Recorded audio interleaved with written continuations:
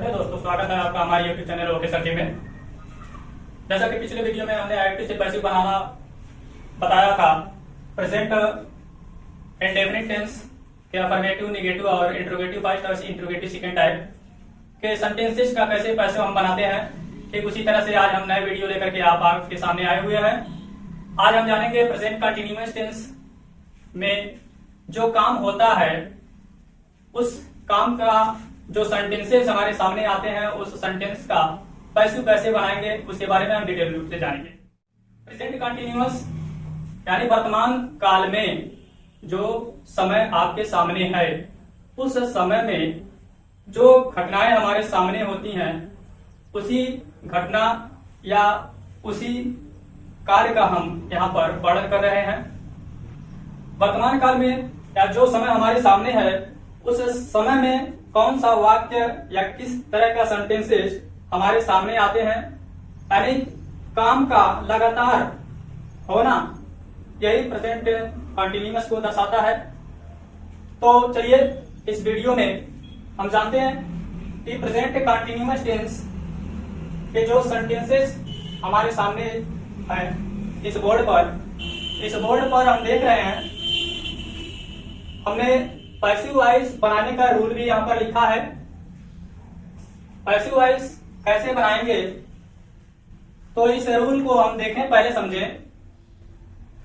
वर्तमान काल में हमारा कोई काम हो रहा है, जैसे कि इस एग्जांपल में हमने दिया है, आप लोग देख भी रहे हैं। इसका हम पैसिव वॉइस बनाएंगे, लेकिन सबसे पहले आइए हम पैसिव वॉइस के रूल्स को देखते हैं। एक्टिव वॉइस का सेम रूल्स ही पैसिव वॉइस रूल्स है, लेकिन थोड़ा सा बस चेंजिंग हुआ है। बीइंग और यहाँ पे वर्ब का थर्ड रूप देख रहे हैं और ये बाई देख रहे हैं, बाकी सब तो एक्टिव वॉइस ही हैं। चलिए पैसिव वॉइस रूल क्या है। जो एक्टिव का सब्जेक्ट है उसको हम ऑब्जेक्ट बनाते हैं पहले वीडियो में, जैसा कि हमने बताया, और जो ऑब्जेक्ट है उसको पैसिव में हमने सब्जेक्ट बनाया था। उसी प्रकार से हम पैसिव वॉइस रूल में बोलेंगे तो सबसे पहले हम एक्टिव का सब्जेक्ट लिखेंगे, उसके बाद helping verb is am are का प्रयोग करेंगे, फिर बीइंग का प्रयोग करते हुए वर्ब का थर्ड रूप लिखेंगे, उसके बाद प्रीपोजिशन बाय का प्रयोग करेंगे, फिर अंत में ऑब्जेक्ट की इंग्लिश लिखेंगे। आइए दोस्तों अब हम एग्जांपल पर चलते हैं। जैसा कि बोर्ड पर हमने लिखा है, he is killing a snake, वह एक सांप मार रहा है। तो वर्तमान काल में काम का लगातार होना पाया जा रहा है, तो इसका हम पैसिव वॉइस बनाएंगे। उसके पहले इसमें हम ढूंढेंगे, चूंकि ये एक्टिव है तो इसका हम सब्जेक्ट ढूंढेंगे, पहले ऑब्जेक्ट ढूंढेंगे, उसके बाद वर्ब। इन तीनों का अगर हम पता कर लिए तो इस नियम के अनुसार हम पैसिव वॉइस बनाएंगे। तो देखते हैं इस एग्जांपल में सब्जेक्ट कहां पर है, वर्ब कहां पे है, ऑब्जेक्ट कहां पे है। सब्जेक्ट जिसके द्वारा काम को किया जाता है उसी को हम सब्जेक्ट कहते हैं। जैसे कि दिया है, he is killing a snake, तो सांप को मारने का काम कौन कर रहा है, ही। तो ये होगा प्रोनाउन सब्जेक्ट, प्रोनाउन सब्जेक्ट होगा। और सब्जेक्ट का काम किस पर समाप्त हो रहा है वो आपका ऑब्जेक्ट कहलाएगा। तो देखते हैं कि इस प्रोनाउन सब्जेक्ट का काम किस पर समाप्त हो रहा है।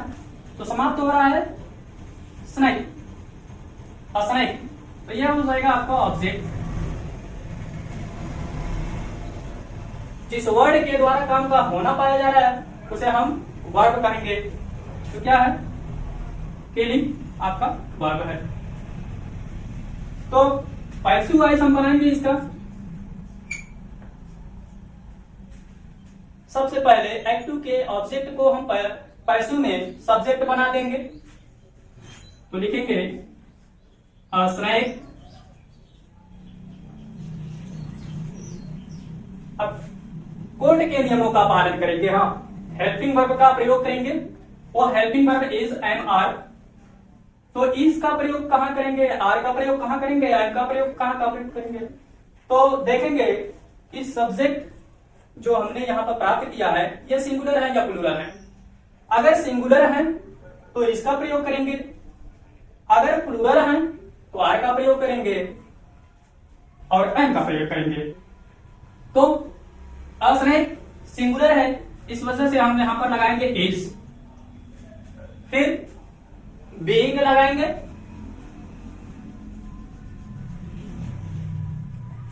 उसके बाद हम लिखेंगे वर्ब का थर्ड फॉर्म, तो किल। उसके बाद प्रीपोजिशन बाय का प्रयोग करेंगे और अंत में ऑब्जेक्ट की इंग्लिश लिखेंगे एक्टिव वॉइस के सब्जेक्ट को बनाते हुए ऑब्जेक्ट हम यहां पर लिखेंगे। तो सब्जेक्ट यहां पे ही है तो टिक कर देंगे। इसके बाद हम देख रहे हैं example number 2, the people are beating the thief, लोग चोर को पीट रहे हैं। पीटना और मारना अलग अलग है, तो यहां पर देखेंगे सब्जेक्ट क्या है, द पीपुल, ऑब्जेक्ट क्या है, द थीफ। तो पैसिव वॉइस हम बनाएंगे तो एक्टिव के ऑब्जेक्ट को पैसिव में सब्जेक्ट के रूप में लिखेंगे द थीफ।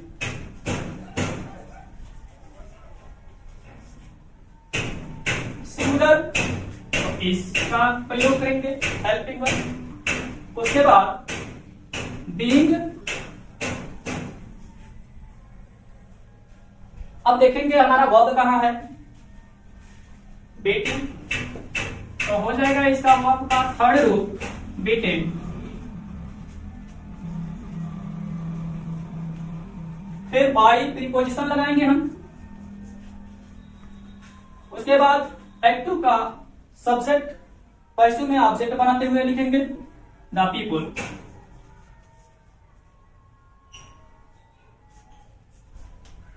इस प्रकार से हमारा पैसिव वॉइस तैयार हो गया। बहुत ही आसान तरीके से हमने आपको समझाया, आशा करता हूं कि आपको समझ में आ रहा होगा। इसके बाद एग्जांपल नंबर 3 हम देख रहे हैं, दिया है I am teaching the English, मैं इंग्लिश पढ़ा रहा हूं। तो यहां पर एक्टिव का subject I, object the English, verb teaching. तो इसका भी हम पैसिव वॉइस पूर्ववत एग्जांपल नंबर 1 और 2 के जैसा ही बनाएंगे। द इंग्लिश,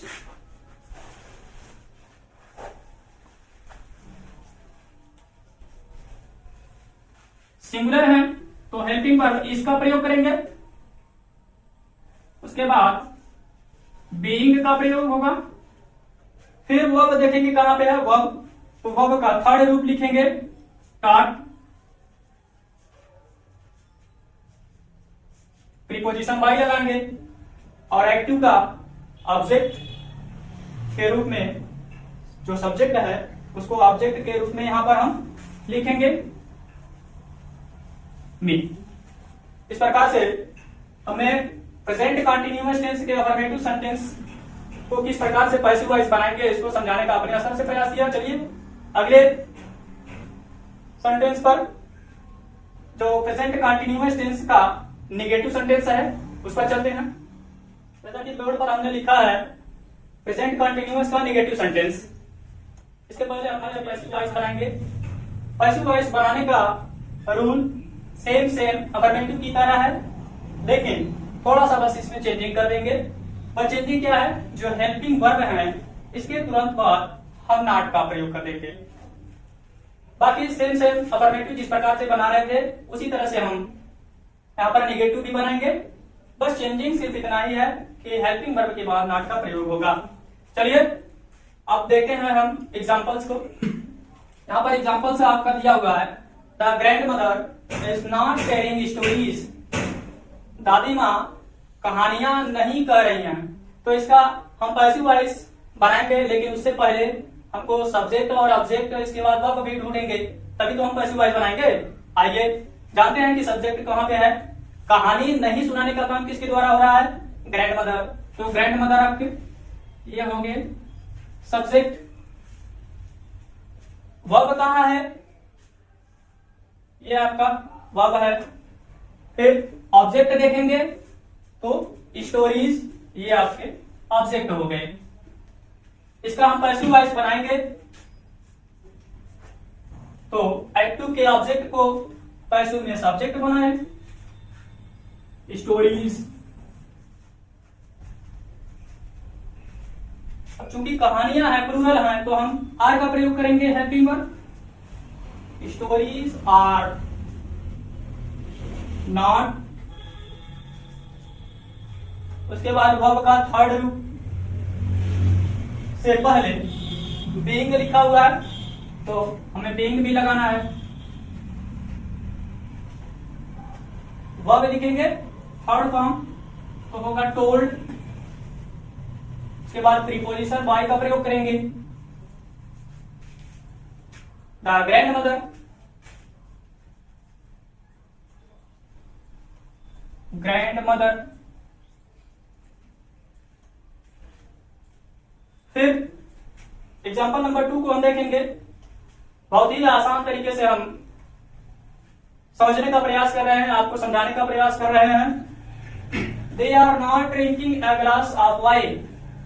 इसका पैसिव बनाएंगे तो सबसे पहले हम सब्जेक्ट ढूंढेंगे, ऑब्जेक्ट ढूंढेंगे और वर्ब ढूंढेंगे।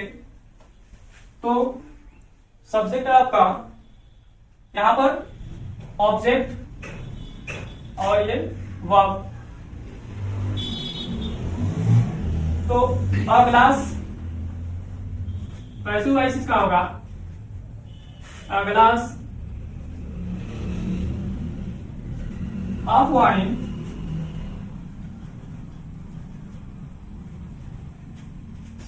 इज हेल्पिंग वर्ब का प्रयोग होगा। उसके बाद नॉट बीइंग, वर्ब का थर्ड रूप लिखेंगे ड्रंक। उसके बाद प्रीपोजिशन का प्रयोग होगा बाई। अब एक्ट 2 के सब्जेक्ट को ऑब्जेक्ट बनाकर यहां पर लिखेंगे तो दे का देम होगा। इस प्रकार से ये पैसिव वॉइस हमारा तैयार हुआ। चलिए एग्जांपल नंबर 3 पर देखते हैं हम।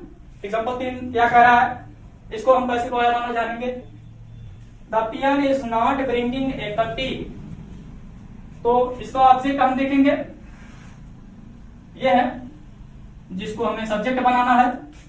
तो पैसिव वॉइस इसका हम बनाएंगे तो लिखेंगे अ कप टी।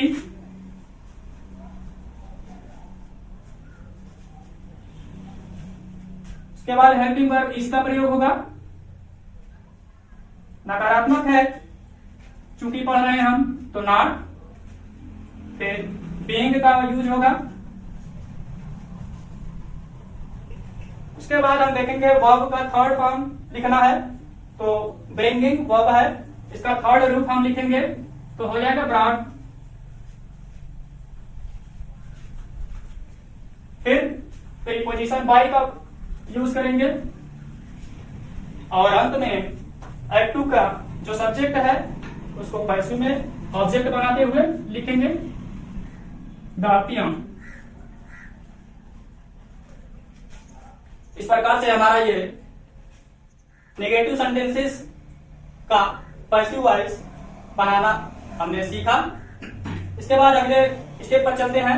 इसी टेंस प्रेजेंट कंटिन्यूअस के इंटरोगेटिव फर्स्ट टाइप यानी यस और नो टाइप के जो प्रश्न पूछे जाते हैं उसका हम पैसिव वॉइस बनाना जानेंगे। दोस्तों हमने आज प्रेजेंट कंटिन्यूअस के अफर्मेटिव और नेगेटिव सेंटेंस के पैसिव वॉइस बनाने के रूल्स क्या हैं, किस प्रकार से बनाए जाते हैं, उसको हमने अपने स्तर से आपको बताने का प्रयास किया।